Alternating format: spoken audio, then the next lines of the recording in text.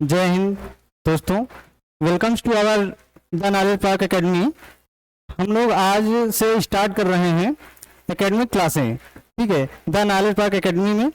और कक्षा 10 से स्टार्ट हो रहा है, जिसमें आपको पूरा मैथ्स का सिलेबस डिस्कशन किया जाएगा और उसके साथ साथ जो प्रीवियस ईयर में चैप्टर्स से जितने भी क्वेश्चन आए हैं या जितने मार्क्स के क्वेश्चन आ रहे हैं उनके बारे में भी जानकारी ली जाएगी और कुछ क्वेश्चंस भी हल किए जाएंगे।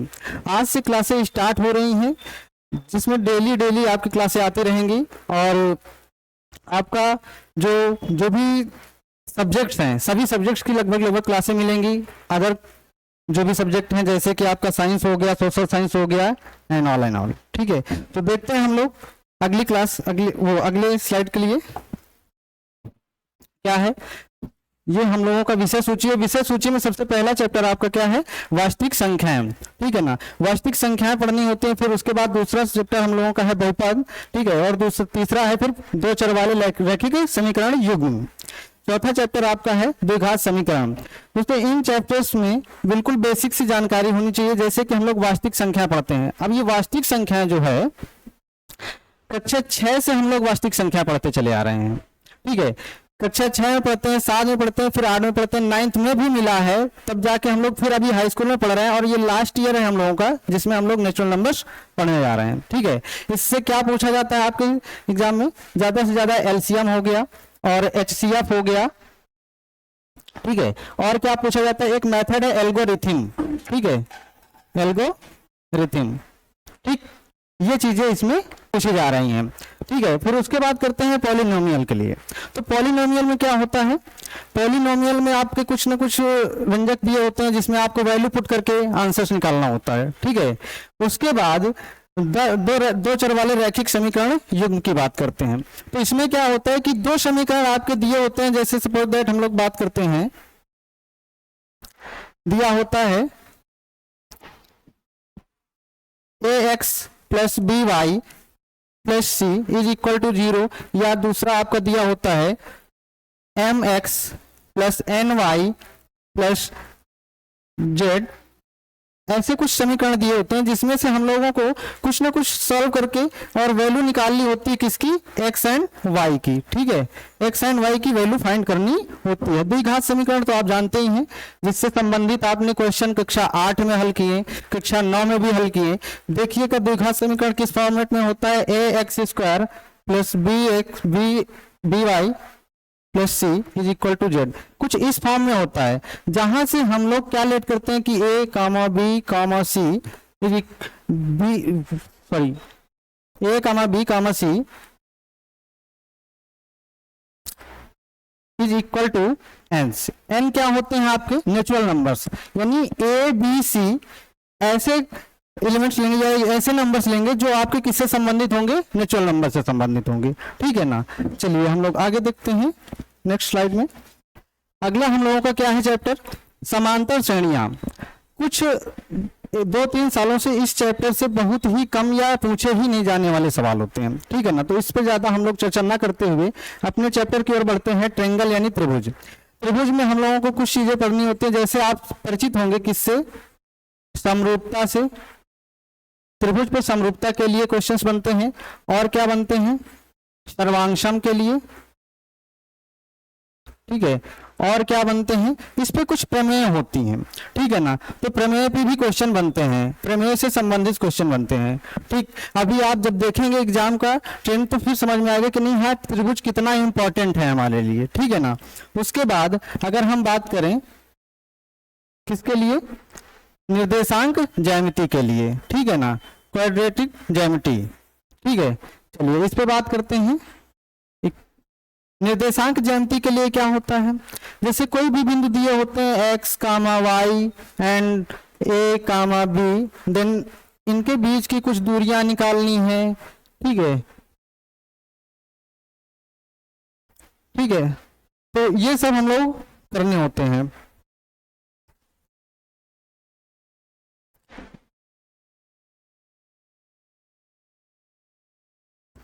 ठीक। निर्देशांक ज्यामिति के लिए अभी हम लोग देखेंगे। उसके बाद आता है त्रिकोणमिति का चैप्टर। ठीक है, त्रिकोणमिति से अब तक आप परिचित नहीं हैं। ठीक है, त्रिकोणमिति से अब तक आप परिचित नहीं होते हैं तो त्रिकोणमिति में आपको कुछ चीजें नहीं मिलेंगी, ठीक है ना, जो आपको समझनी पड़ेंगी। जैसे कि कुछ एंगल्स मिलेंगे आपके जिनका संबंध होगा किससे, साइन कॉस वगैरह, ये सब क्या होते हैं आपके संबंधित होंगे उन एंगल्स से भी, तो उनको भी हम लोग देखेंगे। आगे बढ़ते हैं हम लोग। त्रिकोणमिति का परिचय मोस्ट इंपॉर्टेंट चैप्टर देखा जाता है आपके सिलेबस के लिए, त्रिकोणमिति का परिचय। ठीक है ना, जिससे हर बार लगभग 6 या 6 ऐसे ट्रेंड के क्वेश्चन बन रहे हैं कि 6 नंबर का हर साल सवाल पूछा जा रहा है, 6 नंबर का। ठीक है ना, आपके 2 क्वेश्चन 6 नंबर में आपके आते हैं, हर साल का ये रिकॉर्ड रहता है। ठीक है, उसके बाद अगर हम बात करें, ठीक है, अगला चैप्टर वृत्त, सर्कल। सर्कल भी आपका इंपॉर्टेंट है, कुछ क्वेश्चंस इससे भी बनते हैं। ठीक है ना, लेकिन इतना इंपॉर्टेंट नहीं है जितना कि ये सर्कल से संबंधित जो एरिया है आपका, ठीक है ना, एरिया रिलेटेड टू सर्कल। ठीक, इससे क्वेश्चंस बहुत बनते हैं। सपोज दैट जैसे दिया होता है कोई सर्कल है हमारे पास और सर्कल में ये हम लोगों ने इसका क्या ले लिया, डाया ले लिया, तो इस वाले पार्ट का पूछ लेता है कभी क्षेत्रफल, या पूछ लेता है कि आपका इस पार्ट का क्षेत्रफल क्या होगा। ठीक है ना, तो ये सर्कल से संबंधित क्षेत्रफल पूछता है। उसके बाद अगर हम बात करें मोस्ट इंपॉर्टेंट चैप्टर आपका क्या है, पृष्ठीय क्षेत्रफल और आयतन, जिससे हर बार ट्रेंड होता है कि आपको लगभग 7 से 8 नंबर्स के क्वेश्चंस पूछे ही जाते हैं। इससे अधिक हो सकता है लेकिन इससे कम नहीं होते हैं। ठीक है ना, सरफेस एरिया एंड वॉल्यूम। उसके बाद सांख्यिकी, ये जो चैप्टर है दोस्तों बहुत इंपॉर्टेंट है। ठीक है ना, सांख्यिकी, सांख्यिकी से हम लोग क्या देखते हैं, लगभग 7 या 8 या 9 नंबर के क्वेश्चन पूछे जाते हैं आपके। ठीक है, उसके बाद बात करते हैं प्रायिकता की, तो प्रायिकता भी आपका इंपॉर्टेंट है, लगभग 4 या 3 नंबर के क्वेश्चंस पूछे जाते हैं। ठीक है ना, आगे हम लोग बात करते हैं कि किस साल कितने लगभग क्वेश्चंस पूछे गए हैं। तो अगर हम बात करें प्रीवियस ईयर की, ठीक है ना, प्रीवियस ईयर, ठीक है,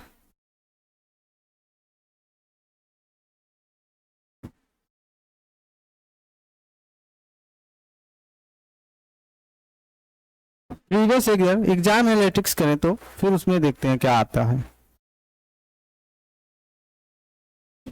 देखिएगा, ठीक,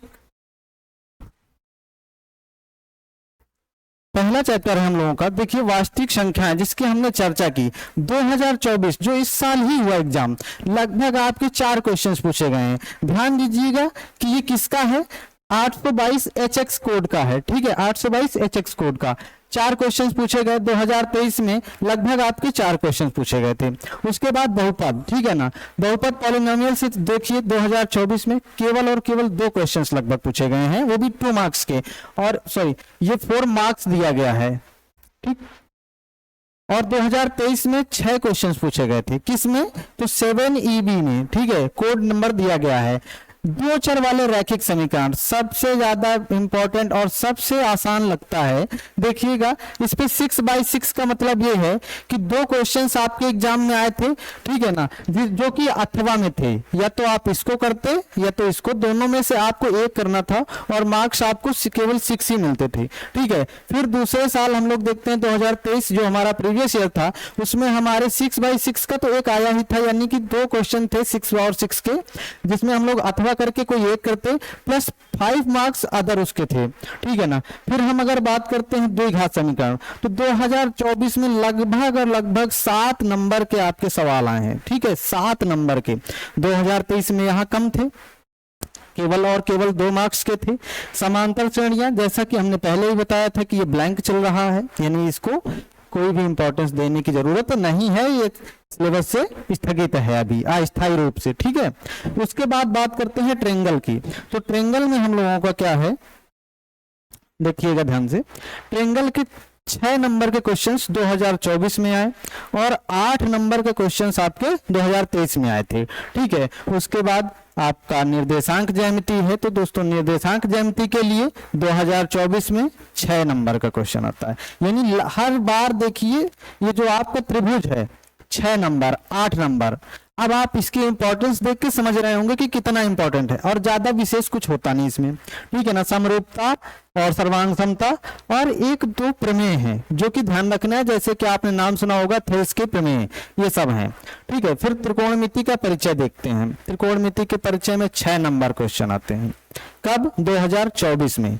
और 4 नंबर का क्वेश्चन आते हैं कब? 2023 में, ठीक। उसके बाद बात करते हैं अगर अनुप्रयोग, सबसे इंपॉर्टेंट, जिसका 6 नंबर आपका कहीं नहीं गया है, ठीक। 2024 में आप बात करेंगे तो 6/6 यानी कि 6 नंबर के 2 क्वेश्चन थे, 6 और 6 के 2 अथवा में थे, जिसको एक करना था आपको 6 नंबर मिलने थे। उसके बाद 1 नंबर का और था। लेकिन अगर प्रीवियस ईयर की बात करें तो वहां पर केवल और केवल 2 ही क्वेश्चन थे जो कि अथवा में थे आपके। आगे बात करें सर्कल की, तो सर्कल में आपका 4 मार्क्स का था, ठीक है ना, और 1 मार्क्स का पहले पूछा गया, तो ज्यादा इंपॉर्टेंस दे सकते हैं लेकिन इतना भी नहीं जितना कि हम लोग इसको देंगे, ठीक। वृत्तों से संबंधित क्षेत्रफल, ठीक है, वृत्तों से संबंधित क्षेत्रफल लगभग आपके देखिए 7 नंबर आए हैं, और 23 में कुछ भी नहीं है, 23 में कुछ भी नहीं है, लेकिन 2024 में 7 नंबर हैं। तो इसको ध्यान रखना है कि इससे ध्यान देना है, लेकिन इतना भी नहीं, ठीक है, क्योंकि ट्रेंड आप देख रहे हैं 2024 में कुछ नहीं, वो 2023 में कुछ नहीं है, 2024 में 7 नंबर पहुंचा दिया गया। फिर पृष्ठीय क्षेत्रफल और आयतन, पृष्ठीय क्षेत्रफल और आयतन की बात करें, जैसा हमने बताया था कि इंपॉर्टेंट है, 9 नंबर और इधर 6 नंबर आपके आए हैं, ठीक है। 2024 में 9 नंबर दिए गए। इसको सांख्यिकीय है, सबसे इंपॉर्टेंट 8 नंबर 13 नंबर, हर बार का इसका रिकॉर्ड होता है, लगभग 7 number 8 number 9 number 10 number 13 number ऐसे जाता है ये, ठीक है। उसके बाद प्रायिकता की बात करें तो प्रायिकता आपका 4 नंबर पिछले बार भी था और 4 नंबर इस बार भी है, ठीक है। आगे हम लोग अगर इसी ट्रेंड का 2022 का देखते तो लगभग उसी का भी सेम यही प्रोसेस था, ठीक, जिसमें आपका ये समांतर श्रेणियां, इसको ध्यान नहीं दिया जा रहा है। ये रहा हम लोगों का सिलेबस ट्रेंड। फिर उसके बाद हम लोग देखिए स्टार्ट क्या करने वाले हैं, आपका सिलेबस स्टार्ट होगा किस चैप्टर से? पृष्ठीय क्षेत्रफल और आयतन से, ठीक है। इस चैप्टर से हम लोग पढ़ेंगे, क्योंकि सबसे ज्यादा इंपॉर्टेंट हमारा क्या है? पृष्ठीय क्षेत्रफल और आयतन। तो इसी के अकॉर्डिंग हम लोग अपना देखेंगे, क्योंकि सबसे ज्यादा पहले जो पूछा गया, पहला हम लोग इसको प्रेफरेंस देंगे, दूसरी प्रेफरेंस हम लोग स्टैटिक्स को देंगे, और फिर उसके बाद हम लोग क्या पढ़ेंगे? आपका वृत्तों से संबंधित क्षेत्रफल, ये तीसरा होगा। उसके बाद फिर त्रिकोणमिति देखी जाएगी, ये चौथा होगा पढ़ने के लिए, और ये 5वां चैप्टर होगा, ठीक। इस प्रकार हम लोग पहले स्टार्ट करेंगे स्टडी अपनी, ठीक है।